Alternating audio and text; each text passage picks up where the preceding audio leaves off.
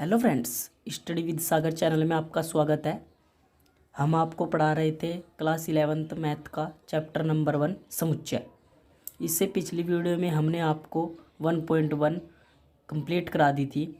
इस वीडियो में हम आपको एक्सरसाइज 1.2 कराएंगे। एक्सरसाइज 1.2 शुरू करने से पहले आपको कुछ मुख्य बिंदुओं को समझना होगा, जिनको समझकर आप इस एक्सरसाइज को बहुत आसानी से कर सकेंगे। इसमें पहला पॉइंट है कि समुच्चय कितने प्रकार के होते हैं। आपको ये ज्ञात होना चाहिए कि समुच्चय कितने प्रकार के होते हैं। इसमें पहला समुच्चय है, समुच्चय 3 प्रकार के होते हैं। इसमें पहला समुच्चय है रिक्त समुच्चय। रिक्त समुच्चय या इसके दो नाम है, रिक्त समुच्चय या शून्य समुच्चय। शून्य समुच्चय, जैसा कि नाम से ही पता चल रहा है, रिक्त समुच्चय या शून्य समुच्चय वे समुच्चय होते हैं जिसमें कोई भी अवयव नहीं आता हो। जिसमें कोई भी अवयव नहीं आता हो वे समुच्चय रिक्त समुच्चय कहलाते हैं। इसको उदाहरण लेकर समझते हैं। एक उदाहरण लेते हैं।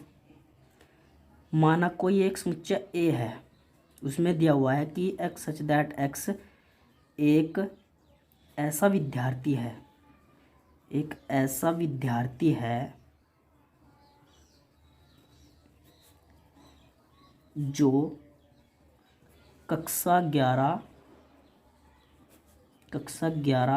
तथा कक्षा 12 दोनों में पढ़ता है।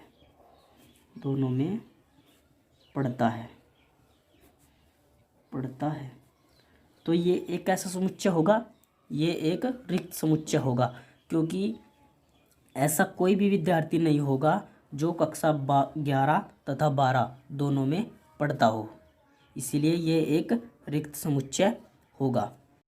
चलिए दूसरा उदाहरण लेते हैं। उदाहरण नंबर 2 है। माना कोई समुच्चय ए है और उसमें दिया हुआ है कि एक्स सच दैट एक्स एक संख्या है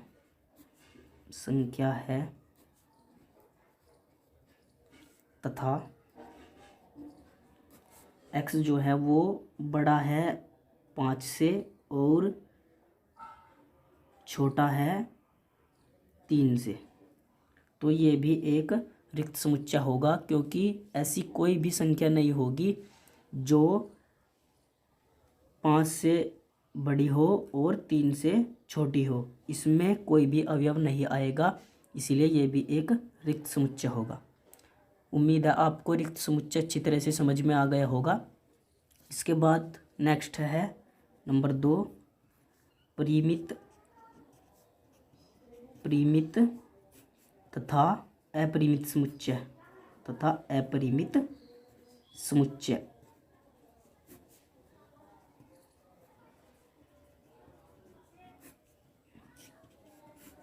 इन समुच्चयों को भी हम अच्छी तरह से समझेंगे।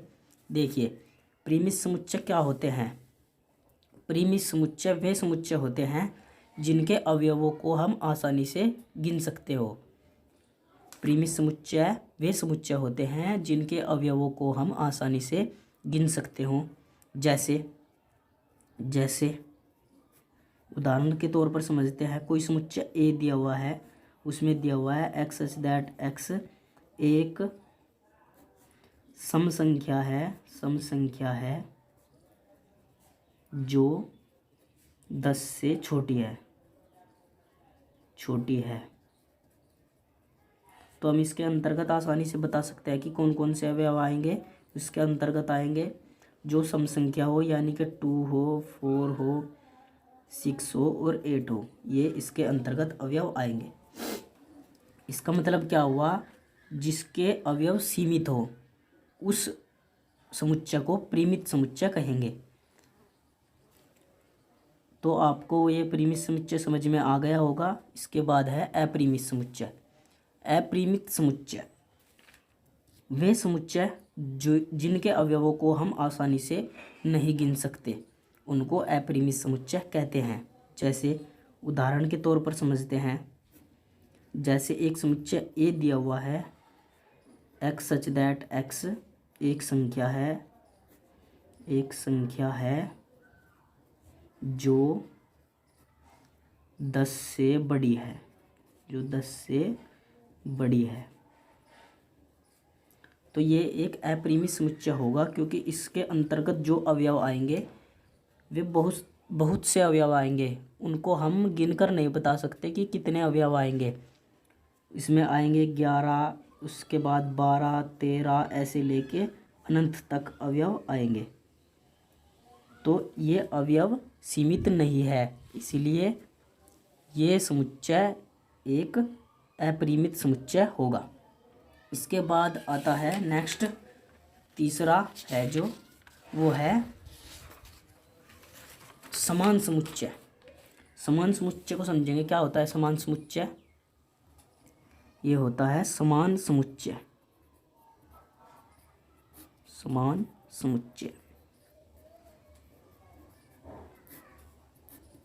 इसमें कोई दो सेट या समुच्चय दिए होते हैं, अगर उनके अवयव बराबर होते हैं तो वे समान समुच्चय कहलाते हैं। जैसे माना कोई एक सेट दिया हुआ है, उसके अंतर्गत 1, 2, 3, 4, 5 ये अवयव दिए हुए हैं, और बी कोई सेट दिया हुआ है, उसके अंतर्गत 2, 3, 1, 4, 5 ये अवयव दिए हुए हैं, तो ये एक समान समुच्चय होंगे।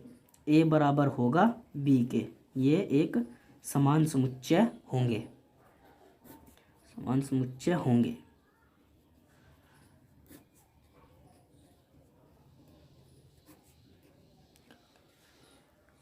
इसको एक और उदाहरण द्वारा समझते हैं। जैसे एक समुच्चय दिया हुआ है ए, एक्स सच दैट एक्स एक संख्या है जो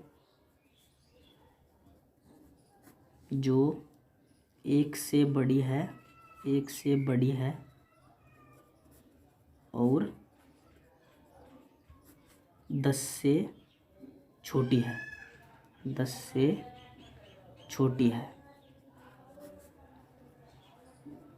और एक बी समुच्चय दिया हुआ है,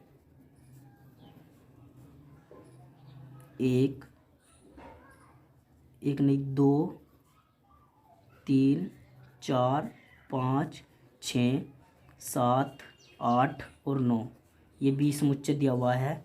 तो ए के अंतर्गत देखेंगे हम कौन कौन से अवयव आएंगे। ए के अंतर्गत का क्या कहा गया है कि 1 से बड़ी है और 10 से छोटी है। 1 से बड़ी और 10 से छोटी कौन कौन सी संख्या आएंगी? 2, 3, 4, 5, 6, 7, 8 और 9। अब देखेंगे कि ए और बी में दोनों में इक्वल सदस्य हैं, तो ये एक समान समुच्चय होंगे। तो ए और बी समान समुच्चय होंगे।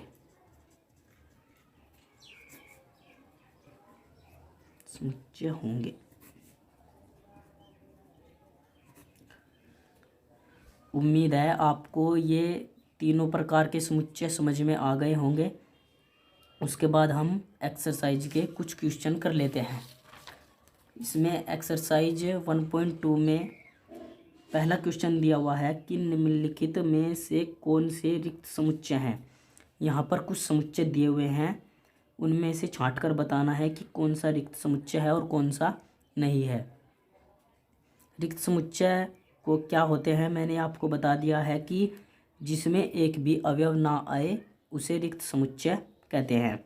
इसमें फर्स्ट क्वेश्चन दिया हुआ है कि 2 से भाज्य विषम प्राकृत संख्या का समुच्चय, ये एक रिक्त समुच्चय होगा, क्योंकि 2 से भाज्य विषम प्राकृत संख्या एक भी नहीं होगी। विषम प्राकृत संख्याएं कौन कौन सी होती हैं? 3, 1, 3, 5, 7 ऐसे करके ये विषम प्राकृत संख्याएं होती हैं, लेकिन एक भी 2 से भाज्य नहीं होगी। इसीलिए इस सेट के अंदर एक भी अवयव नहीं आएगा, इसलिए ये एक रिक्त समुच्चय होगा। उसके बाद सेकंड है सम अभाज्य संख्याओं का समुच्चय, ये एक रिक्त समुच्चय नहीं होगा। रिक्त नहीं होगा, क्योंकि नहीं होगा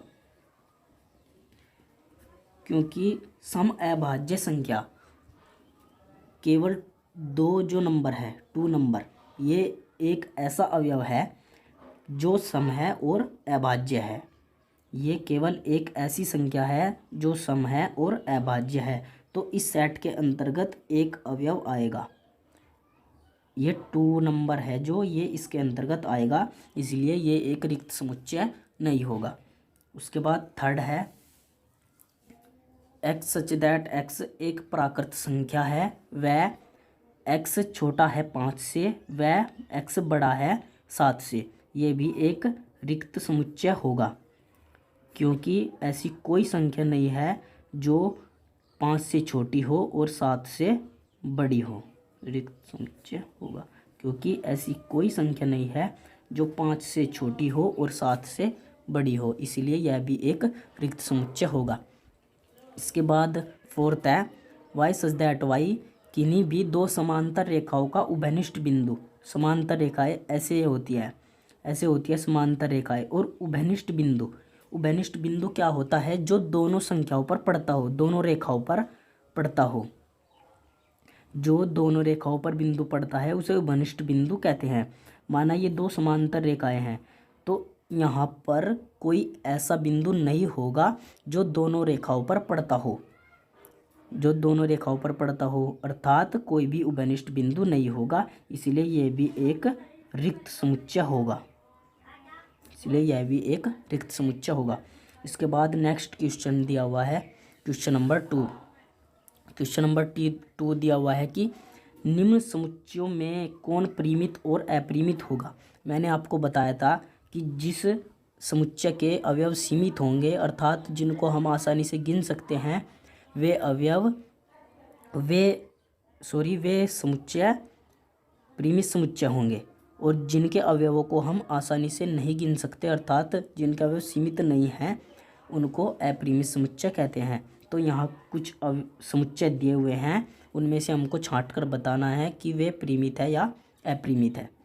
इसमें फर्स्ट क्वेश्चन दिया हुआ है कि वर्ष के महीनों का समुच्चय, ये एक परिमित समुच्चय होगा, क्योंकि हम आसानी से बता सकते हैं कि वर्ष में कितने महीने होते हैं। वर्ष में 12 महीने होते हैं, जनवरी, फरवरी, मार्च, अप्रैल, मई, जून, जुलाई, अगस्त, सितंबर, अक्टूबर, नवंबर, दिसंबर। तो हम आसानी से बता सकते हैं कि इसमें 12 अवयव होंगे, इसलिए ये एक परिमित समुच्चय होगा। उसके बाद आगे दिया हुआ है सेकंड है, इसमें कोई सेट है और उसमें दिए हुए अवयव है 1 2 3 ऐसे करके, ये डॉट डॉट करके दिया हुआ है, यानी कि ये अनंत तक अवयव दिए हुए हैं। तो इस सेट में हम देखेंगे कि इसके अवयव सीमित नहीं है, अर्थात इनको हम आसानी से नहीं गिन सकते, नहीं बता सकते कि इसमें कितने अवयव आएंगे, इसलिए यह एक अपरिमित समुच्चय होगा।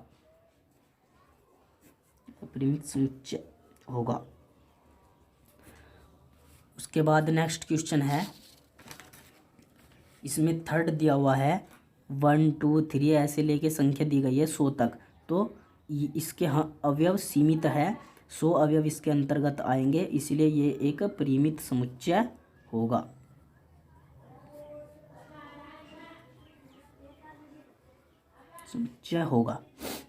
उसके बाद फोर्थ क्वेश्चन है 100 से बड़े धन पूर्णांकों का समुच्चय, ये एक अपरिमित समुच्चय होगा, क्योंकि इसके जो अवयव है वो सीमित नहीं है। 100 से बड़े धन पूर्णांक बहुत सारे हो सकते हैं, उसमें अनंत तक संख्याएं आएंगी, इसीलिए ये एक अपरिमित समुच्चय होगा।